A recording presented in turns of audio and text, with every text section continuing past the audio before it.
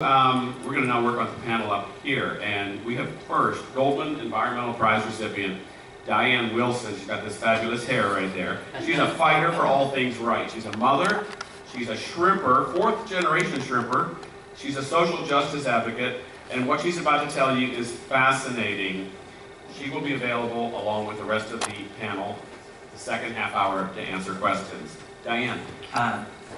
Can you, oh yeah, I guess you can.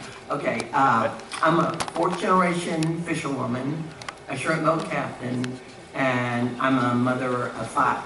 I have fished in the waters that Formosa Plastics discharges into Matagorda Bay on the Texas Gulf Coast. So I have personally witnessed the destruction that Formosa has wreaked upon the communities, the fishermen, the workers in the plant, and the environment, the Lavaca and Matagorda Bay. The population in Point Comfort, where Formosa Plastics does its business, is greatly diminished because the majority of the citizens, and this was back in 1994, they sued Formosa to get away from their pollution and their flares that was rattling the doors. So Formosa owns their houses, they own their lands. Formosa now has the elementary school because the school is no longer there. It's Formosa's training center. There used to be ranchers that, and you know how ranchers are in Texas, they have lived there 160 years, long before Formosa got there, and now their cattle were tested and they have DNA damage, and Formosa owns their land, and the ranchers are no more, and so now Formosa runs plastic night and day through that land. Another thing that Formosa has a problem is the very ground underneath Formosa is severely contaminated with EDC and 13 of the 14 priority pollutants. In 2016, injured workers from Formosa and some very desperate fishermen, including myself, started collecting evidence of the plastic that Formosa denied. In 2 years, we collected 2,500 samples. We took 8,000 photographs, and we took it to evidence in court. We won the largest settlement in U.S. history, $50 million. We also won zero discharge of plastic. We won monitoring. We won cleanup. And we got enforcement, not the EPA, not the state. It was the citizens got enforcement. Since then, Formosa has violated their zero discharge permit, and you'll see it right over there, the lineup of them, 512 times, and they have been penalized $12.5 million. On October 31st, 2023, Halloween, we are going to do a global hunger strike right in the ditch in front of Formosa Plastics, and we intend to bring justice to the Vietnamese fishermen, and our position and our petition in front of Formosa intends to do just that, because the Vietnamese fishermen do not deserve less justice than the Texas fishermen got. Thank you very much.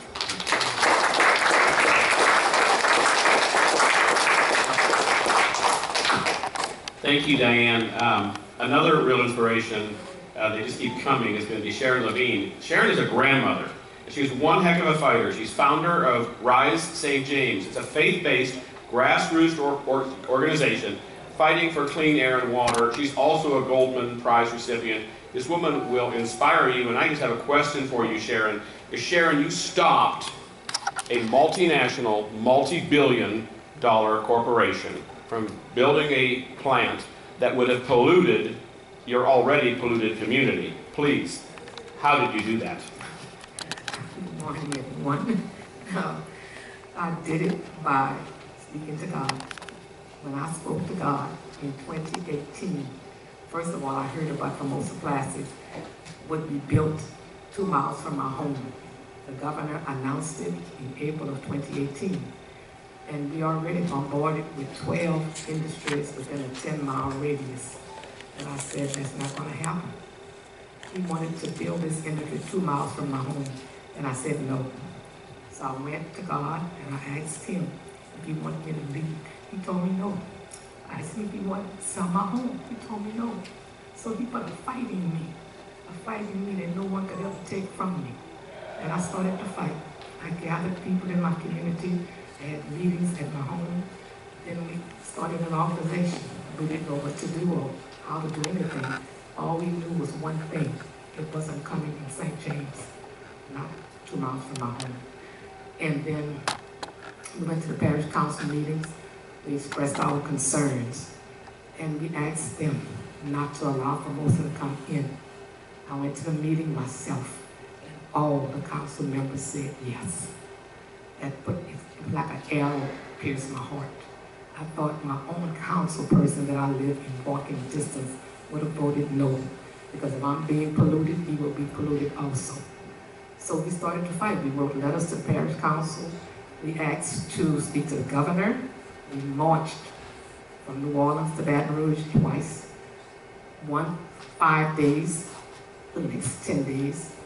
And then the governor would not come out to speak with us. We were told he went out the back door. He didn't want to speak with us. And then we wrote letters to the governor. We wrote letters to the politicians, to the council members, and they wouldn't listen. I even called the ministers in St. James Parish. They would not meet with Rise St. James because a lot of them worked for industry. A lot of them were in the pockets of industry. When they had their pastor's anniversary, I was told they invite the industry to come to their celebration, and the industry raised their hands. That's what I was told. So they can't speak because they are with industry. In the same way with our council members, all of them are with industry. They are not with us. They are not helping us to fight. If we die, they will die too, because our air is already being polluted. Our water is polluted. We have benzene and other chemicals in our drinking water. And just like I said, if we die, people die too. We will not be able to breathe the air if Formosa is built in St. James because the air is already toxic. There's so many different chemicals in our air. So we filed a lawsuit in federal court against Formosa Plastics and the Louisiana Department of Environmental Quality.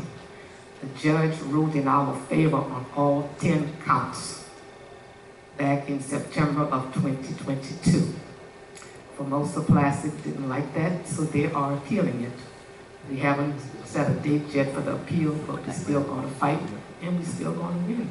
Because when you have God on your side, nobody can stop you.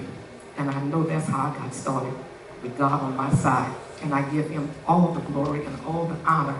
Formosa is not going to win, and Formosa will not be built in St. James Parish, 2 miles from our home. I can promise you that.